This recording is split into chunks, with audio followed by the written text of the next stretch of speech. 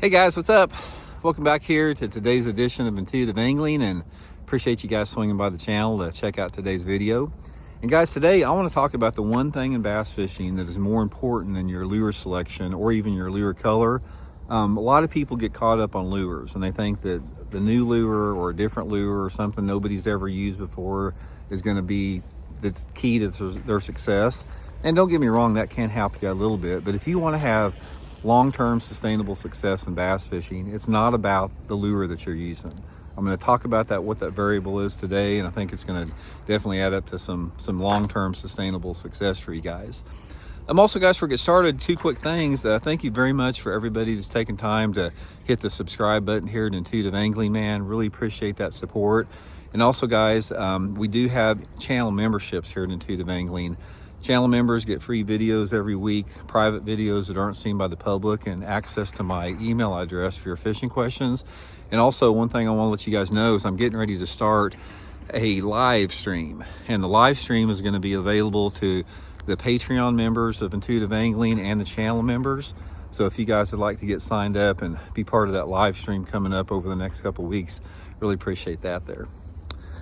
Okay, here's the deal, guys. One thing that's more important than your lure, and there's always going to be your lure color, whatever, is where you're throwing your lure. Now, this isn't as simple as what it sounds. I mean, that people may say, "Oh, that's obvious, Randy. It's where you're throwing it."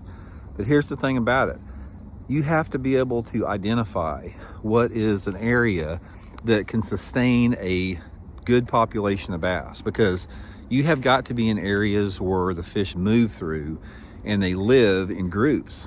And if you're not in those type of areas on the lake or the creek or the river you're fishing, you're not going to catch much. I mean, you're going to catch a few fish here and there, but you're not going to catch many big ones, and you're not going to be consistent at it. So what I want to do in today's video is I want to explain to you what it takes to be in a really good area. So this is something that you'll be able to spend time looking for this type of water, and how not to waste your time in bad water. Okay, now the first thing about this, and a lot of you guys that watch my channel, you know, I talk a lot about bass movement behavior, is you have got to have an area for a bass to have, well, not for a bass, for a population of bass to live in. You got to have a combination of things. You got to have the right cover, and you got to have a diversity of cover, and a mix of cover is even more important. Now, the type of cover that you have and the extent of the diversity of the cover, that plays a big role into how many bass an area can support. Because say, for example, an offshore grass bed. Offshore submergent grass or emergent grass is probably the #1 bass habitat to hold big populations of fish. And then if you have something like isolated lay-down trees or something like that, that's good habitat too, but you're not going to have the potential for those big groups of fish. But then again, most lakes across the country don't have vegetation in it. They're just rocks and wood and that type of thing.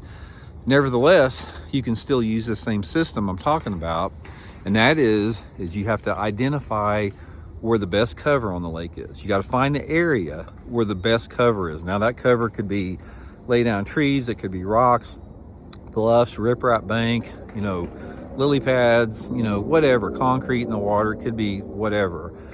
And once you identify that, if you can find an area that's got a mix of that cover, say, for example, if you got a row of boat docks that somebody has put a bunch of like brush piles in around the dock, or the guys that own the dock, they throw big brush piles underneath the walkways. Some type of a mix of cover like that always makes an area better and attracts more fish. Okay, cover, main thing like that. But in order for that cover to be productive, it has to be positioned right on the lake. And the position that it has to be in is you have to have some type of a relative proximity to deep water access. Creek channels and river channels are the best. One easy way to find this, guys, if you get into an area that you like, you look at your mapping system or get on Navionics, find out how close the river channel or creek channel swings by it. That'll give you a good indication of how productive that area is. And it doesn't have to be like right there. It can be 50, 75, maybe even 100 yards away from it. But you've got to have that access close to that cover. What this does, this acts as like a highway to the bass. These bass, they feel a lot more secure because they can be up shallow and feeding. They can hang around that shallow cover, and if they feel threatened or whatever, or if the water drops, whatever, it doesn't take much for them to escape off to deeper water.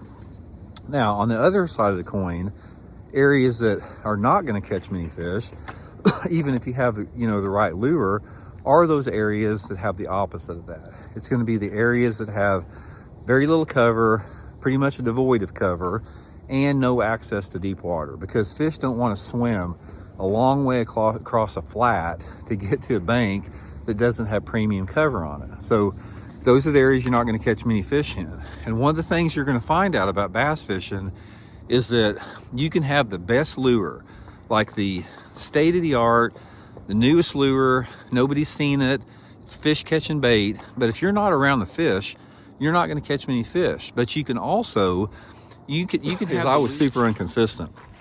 I'd have some good tournaments and probably some bad tournaments, but I was very inconsistent when I started out. And that was because I wasn't putting myself around the most fish all the time. And I got looking at some of the guys that were really consistent, that were beating me all the time. Most of them were veterans in the sport. It's because they always put themselves around the fish. They were in good areas all the time, and I was in good areas half the time. So you got to be able to identify what good areas are and what marginal areas are and what poor areas are.